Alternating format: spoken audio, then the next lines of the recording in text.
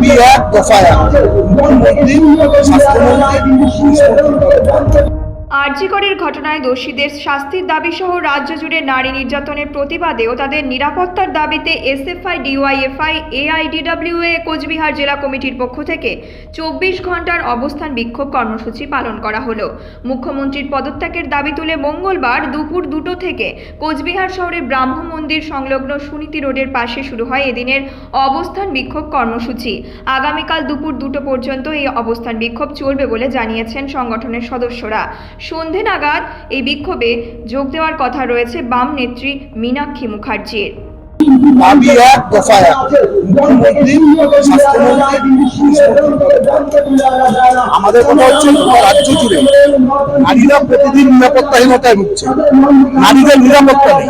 আমাদের রাজ্যের মুখ্যমন্ত্রী মহিলা মুখ্যমন্ত্রী, তারপরে আমাদের রাজ্যের মুখে কামদুনি হয়, নাকটিপ হয়, কেটে হয়, ধূপগুড়ি হয়, সিটাই হয়, আরো অনেক জায়গা হয়।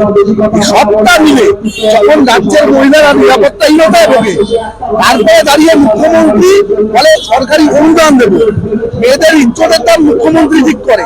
আর আমাদের জেলার একজন মন্ত্রী যখন আমাদের রাজ্যের সাধারণ অংশের মহিলারা রাত পাহারা দেয় নারীদের নিরাপত্তার দাবিতে, রাতে নেমে প্রতিবাদ করে, তখন উনি বলেন রাতে আগে স্বামীদেরকে সামলাও। এই সবটার বিরুদ্ধে দাঁড়িয়ে এবং তৃণমূল কংগ্রেস যে কালচারকে আমাদের রাজ্যের বুকে আমদানি করেছে, তার প্রতিবাদে আমরা আজকে এসএফআই, ডিওয়াইএফআই এবং এইডওয়া এই তিনটি গণ সংগঠন আমরা 24 ঘন্টার অবস্থানে বসেছি।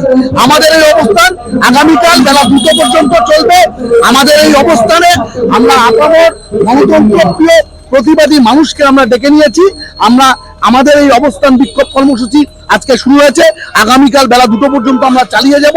আমাদের প্রতিবাদের ভাষা, আমাদের লড়াইয়ের ভাষা আমরা সরকারের কান পর্যন্ত পৌঁছে দেওয়ার জন্য আমরা একদিকে যেমন রাস্তায় নেমে লড়াই, সংগ্রাম, আন্দোলন হবে, অন্যদিকে আমাদের আবার এইভাবে অবস্থান বিক্ষোভ কর্মসূচি হবে।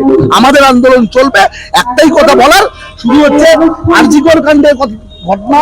আপনারা যেটা আজকে শুনতে পাচ্ছেন, আপনারা শুনতেই পারতেন না সেদিন রাত্রে যদি কিনা মীনাক্ষী মুখার্জির নেতৃত্বে ছাত্র যুবরা সেই তিলোত্তমার গাড়ি, বডির গাড়িটা যদি আটকে দিতে না পারতো, তাহলে আমরা কেউ জানতে পারতাম না যে আরজিকরের মতন জায়গায় একটা এমন ঘটনা ঘটেছে।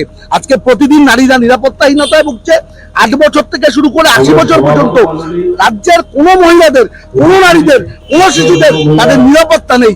অথচ আমাদের রাজ্যের মুখ্যমন্ত্রী একজন মহিলা মুখ্যমন্ত্রী। এইরকম মুখ্যমন্ত্রী আমাদের রাজ্যের বুকে এই কালচার নতুন করে আমদানি করেছে। তৃণমূলের সময় শেষ, তৃণমূল বেশি দিন টিকবে না। আর তাদেরকে যারা পেছন থেকে মদত দিচ্ছে, পুলিশ প্রশাসনের একটা অংশ, এই পুলিশের প্রোটেকশন যেদিন তৃণমূলের কাছ থেকে সরে যাবে, দেখবেন তৃণমূল কংগ্রেসটা আগামী দিনে জয় বাংলা হয়ে যাবে।